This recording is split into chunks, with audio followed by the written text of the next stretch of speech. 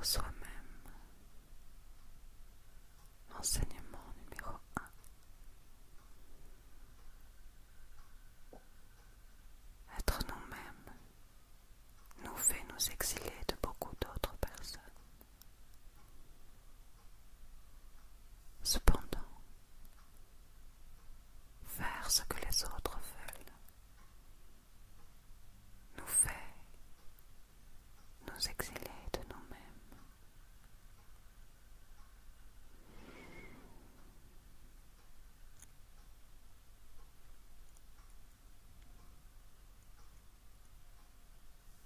Prends le temps de méditer et de respirer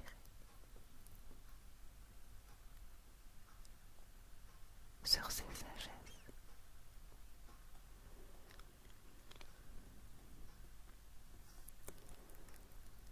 Être forte.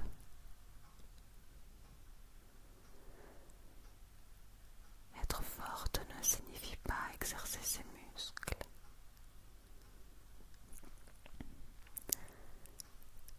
Être forte signifie trouver la lumière au fond de notre être en vivant activement avec la nature sauvage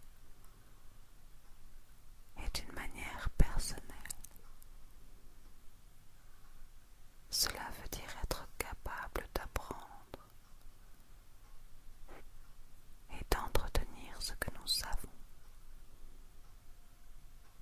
de nous entretenir et de vivre.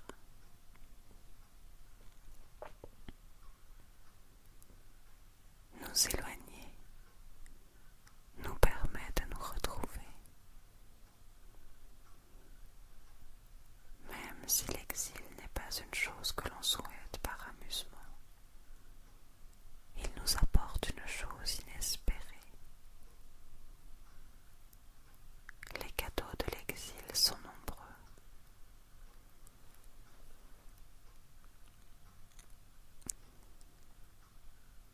Il extrait notre faiblesse en nous donnant des coups. Il fait disparaître les pleurs. Il habilite une perception interne, aiguë. Il renforce l'intuition. Il donne le pouvoir d'observer profondément.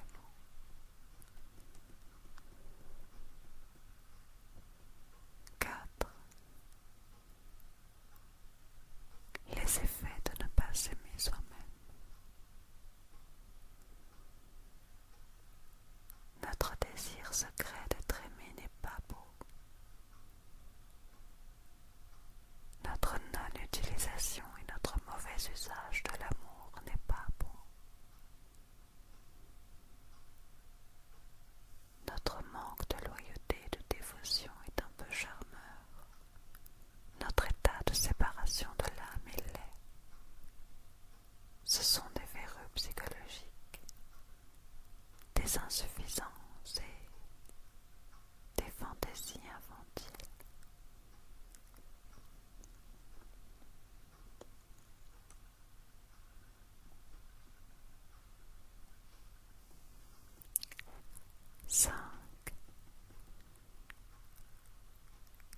Le véritable amour.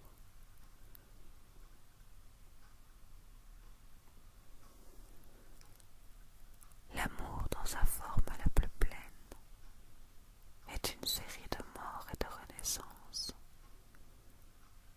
Nous quittons une phase, un aspect de l'amour, et nous entrons dans une autre phase. La passion meurt et revient.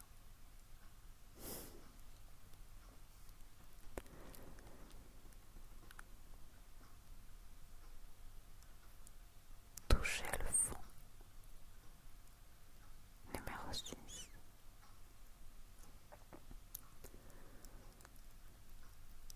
La meilleure terre pour semer et faire pousser de nouvelles choses est le fond de tout. Ainsi,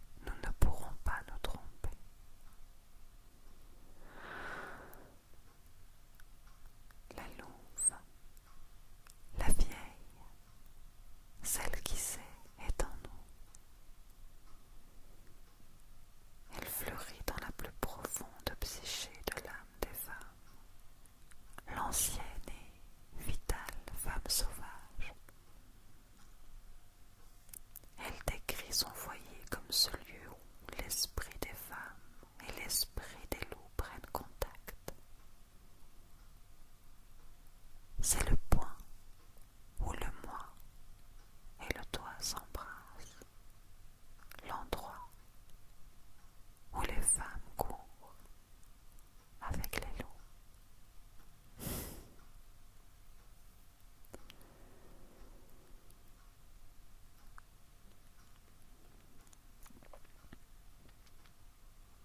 Dans tous les cas, ma chère sœur d'âme, je suis ravie d'avoir foulé quelques pas avec toi.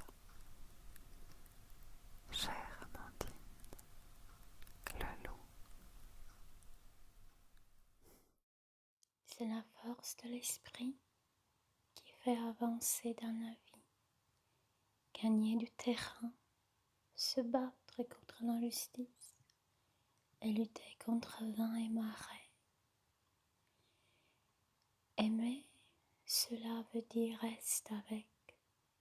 Cela veut dire émerger d'un monde de fantasmes pour entrer dans un univers où un amour durable est possible, face contre face, os contre os. Poser des questions, raconter des histoires, travailler de ses mains, tout cela participe de la création de quelque chose. Et ce quelque chose, c'est l'âme. À chaque fois que nous nourrissons l'âme, il est sûr qu'elle va croître. Pour éviter de jouer les petites marchandes d'allumettes, il faut impérativement effectuer un geste essentiel.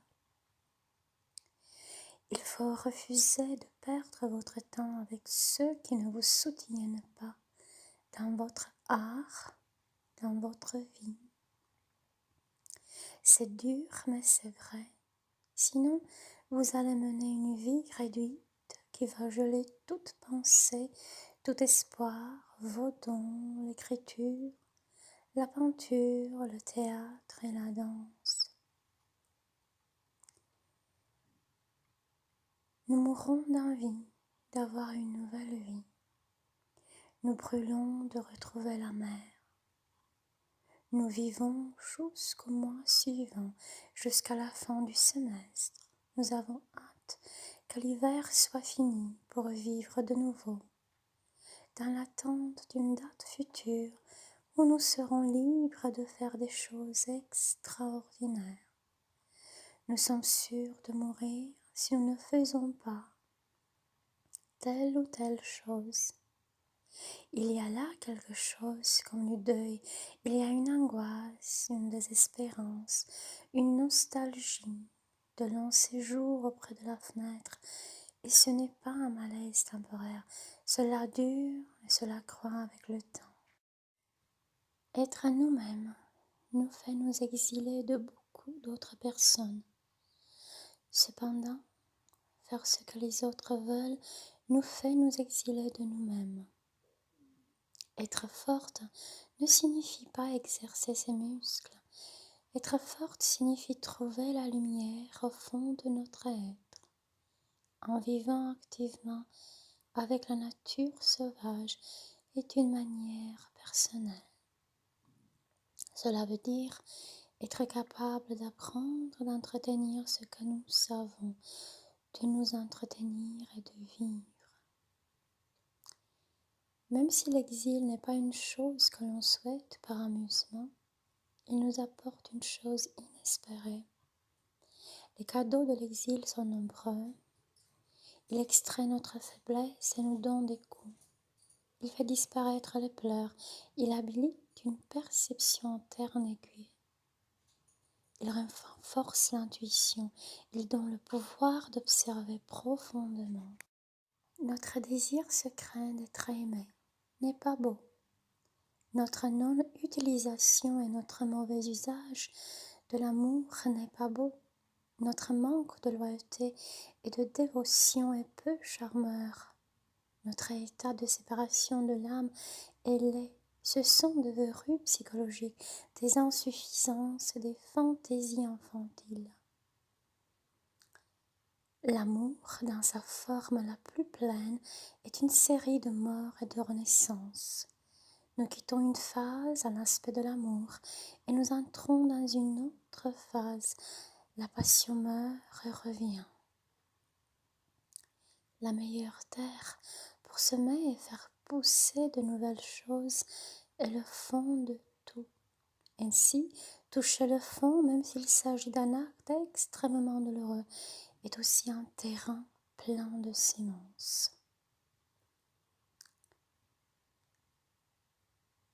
La louve, la vieille, celle qui sait, est en nous. Elle fleurit dans la plus profonde psyché de l'âme des femmes, l'ancienne et vitale femme sauvage. Elle décrit son foyer comme ce lieu où l'esprit des femmes et l'esprit des loups prennent contact. C'est le point où le moi et le toi s'embrassent, l'endroit où les femmes courent avec les loups. Voilà, chers amis, toute ma gratitude va vers cette merveilleuse femme artiste ASMR, cette merveilleuse âme, la femme nomade.